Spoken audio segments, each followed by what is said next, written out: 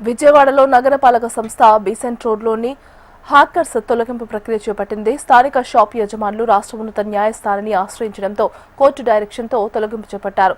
భారీ police బందోబస్తుతో hackers తొలగింపును అడ్డుకోవడంతో కొద్దిసేపు ఉద్రిక్తత వాతావరణం నెలకొంది. దీనిపై మరింత సమాచారం మా ప్రతినిధి శ్యామ్ కుమార్ అందిస్తారు.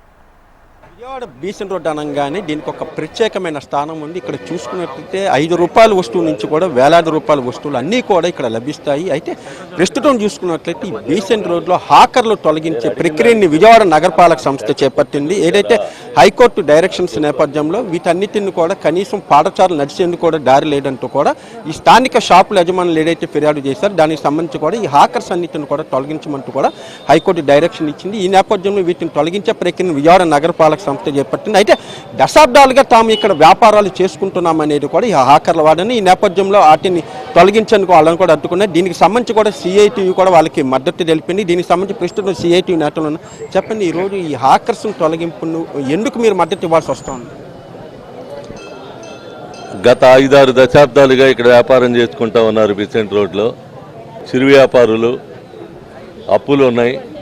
రోజువారీ అప్పులు చేసుకుని ఆ వ్యాపారం మీద వచ్చేటువంటి డబ్బులతో వచ్చేటువంటి దీన్ని కట్టుకుని జీవనం సాగించేటువంటి దానికి ప్రయత్నం చేసేటువంటి పరిస్థితులు ఉన్నటువంటి సందర్భంగా వీళ్ళని 6 దశాబ్దాలుగా 5 దశాబ్దాలుగా వ్యాపారం చేసుకుంటున్నటువంటి వాళ్ళని ఇక్కడ తొలగించాలని చెప్పినటువంటి నిర్ణయం తీసుకోవటం సహేతుకమైనటువంటి నిర్ణయం కాదు. రెండో విషయం, 162 మందికి మాత్రం ఇక్కడ లేవు, లైసెన్సులు లేవు. 90 మందికి మాత్రమే ఐడెంటిటీ కార్డ్స్ ఉన్నాయని చెప్పనేటువంటిది వీళ్ళు చెప్తూ ఉన్నటువంటి వాదన శుద్ధ తప్పు.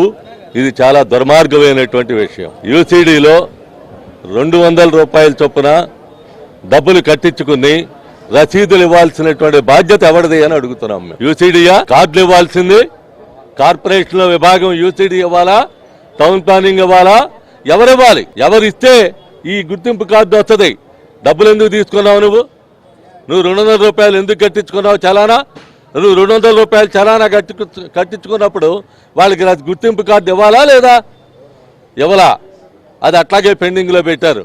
అదేమంటే ఆడెవడో చెప్పాడు, ఈడెవడో చెప్పాడు అని చెప్పి డైరెక్షన్ గురించి చెప్తా ఉన్నారు మాకు. ఇంకో విషయం, అప్లై చేశారు రెన్యువల్కి. మా ఉన్నాయి ఆల్రెడీ 6 దశాబ్దాలుగా 5 దశాబ్దాలుగా మేము ఇక్కడ జీవిస్తూ ఉన్నాం, వ్యాపారం చేసుకుని బతుకుతూ ఉన్నాం. మాకు సంబంధించినటువంటి రెన్యువల్స్ చెయ్యండి అని చెప్పని అప్లికేషన్ పెట్టారు. అంటే రెన్యువల్ అడిగే హక్కు లేదా? రెన్యువల్ తీసుకోవాల్సినటువంటి హక్కు లేదా? చేయాల్సిన బాధ్యత మీది కాదా? ఎవరు చేయాలి ఇది? అందుకని రెన్యువల్ చేయాల్సిన వాళ్ళు కానీ ₹200 కట్టించుకున్నటువంటి వాళ్ళకి రావాల్సినటువంటి గుర్తింపు కార్డుల సంఖ్య కానీ ఇది పోలిస్తే ఈ బీసెంట్ రోడ్లో మొత్తం పక్కాగా సరిపోతాయి. ఓనర్స్ అసోసియేషన్కి, షాపులు ఉన్నటువంటి ఓనర్స్ అసోసియేషన్కి ఈ సందర్భంగా నేను ఒక మాట చెప్పదలిచా.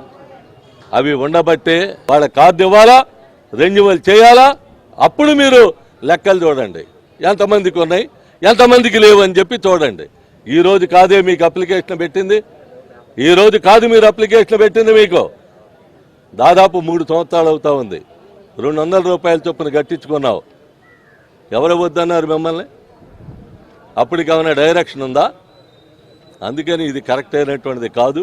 చిరు వ్యాపారుల పొట్ట కొట్టొద్దని చెప్పనేటువంటిది ఈ సందర్భంగా మేము విజ్ఞప్తి చేయదలిచాం.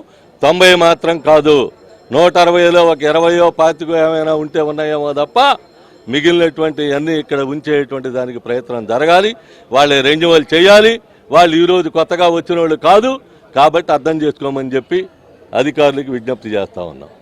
మొత్తం మీద చూసుకున్నట్లయితే ఏదైతే ఆ నగరపాలక సంస్థ లెక్కల ప్రకారం కేవలం 90 మంది హ్యాకర్స్ మాత్రమే బీసెంట్లో ఉన్నారనేది కూడా వాళ్ళ లెక్కలు. అయితే అధికారికంగా మాత్రం ఇక్కడ 160 మంది ఉన్నారనేది వీళ్ళవాడని. వీళ్ళందరి దగ్గర కూడా యూసీడీ విభాగం డబ్బులు కూడా వసూలు చేసింది కానీ గుర్తింపు కార్డులు ఇవ్వలేదు, అలాగే రెన్యువల్స్ కూడా చేయలేదు అనేది కూడా హ్యాకర్ల వాడని. ఏదైనప్పటికీ కూడా ప్రస్తుతం విజయవాడలో ఈ బీసెంట్ రోడ్డు హ్యాకర్ల తొలగింపు మాత్రం వివాదాస్పదమయ్యే సూచనలు అయితే కనబడుతున్నాయి. Camera person doctor Shyam, HM TV.